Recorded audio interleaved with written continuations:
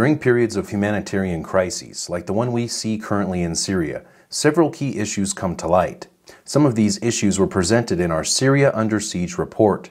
Many people have been trying to divert attention away from the very concerning behavior and actions documented in our report. One of the several issues that has been ignored has become a new phenomenon on social media, which is actually adding fuel to the fire. Taking a page out of the see something, say something doctrine from Homeland Security, people are being encouraged to report journalists as terrorists to the government. No, this is not coming from the mainstream media. This is being stated by those who claim to be independent or an alternative to the mainstream media. As seen in this tweet here from someone who claims to be an activist and a journalist, calling on people and the UK government to jail journalists, even providing a link for people to report these journalists as terrorists to the government. This is a shocking escalation and poses a serious threat to freedom of the press and to free speech, and should concern everyone, including all journalists around the world, regardless of their ideological or political beliefs or biases. Calling people to function as snitches against journalists and report journalists to governments under terrorism laws? I have to say this is a very dangerous new phenomena. I've never seen any journalists, including mainstream media reporters, engage in this kind of assault on alternative media, freedom of speech, and journalism. Never.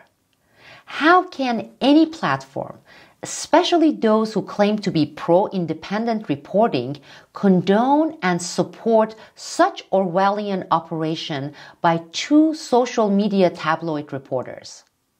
It is Newsbud's responsibility to expose these operatives and ask people to resist such Orwellian propaganda perpetuated online.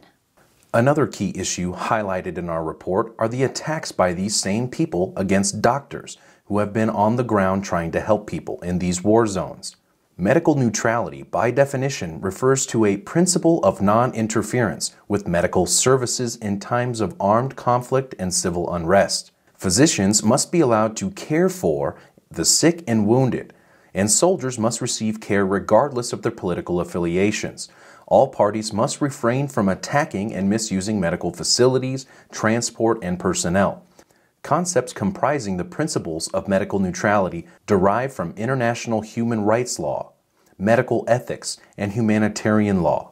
Medical neutrality may be thought of as a kind of social contract that obligates societies to protect medical personnel in both times of war and peace, and obligates medical personnel to treat all individuals regardless of religion, race, ethnicity, or political affiliation. Violations of medical neutrality constitute crimes outlined in the Geneva Convention.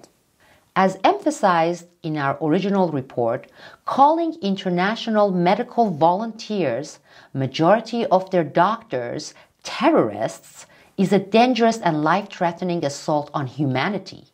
This type of false accusations launched publicly against these selfless doctors and medics is an assault on human decency. These actions are meant to deepen the humanitarian crisis in Syria.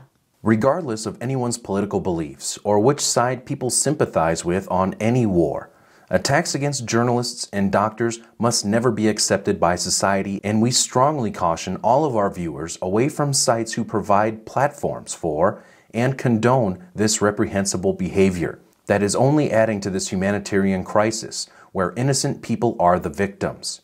It is up to the people to stop this assault on human decency.